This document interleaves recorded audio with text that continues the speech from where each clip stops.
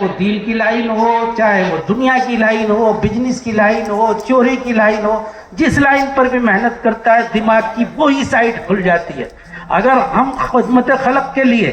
اور تعلیم و تعلم کے لیے اور جو ہے یوتھ کلب کے لیے، بچوں کی تربیت کے لیے اپنے آپ کو لگائیں گے، انشاءاللہ ہمارے دماغ کی وہی سائٹیں کھلتی چلی جائیں گی، اور جب سائٹیں کھلیں گی تو اللہ تبارک و تعالی ہمارے ذریعے سے انشاءاللہ بڑا کام لیں گے۔ لیکن ضرورت اس بات کی ہے کہ حضرت نبی کریم صلی اللہ علیہ وسلم نے حضرت معاذ بن جبل رضی اللہ تعالیٰ عنہ کو جو آخری وصیت فرمائی، اگر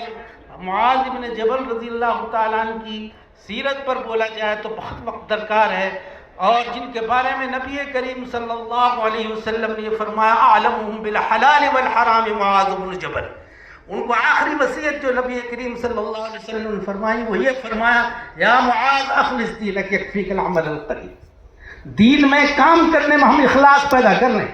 اللہ تبارک و تعالیٰ کی یہاں تھوڑا عمل بھی کافی ہو جائے گا، اور اللہ تبارک و تعالیٰ ساری جو راہیں کام کرنے کی ہمیں مسدود نظر آ رہی ہیں، انشاءاللہ وہ ساری راہیں کھلتی چلی جائیں گی۔ بس اللہ تبارک و تعالیٰ مجھے بھی آپ کو بھی کہنے اور سننے سے زیادہ عمل کی توفیق مرحمت فرمائیں،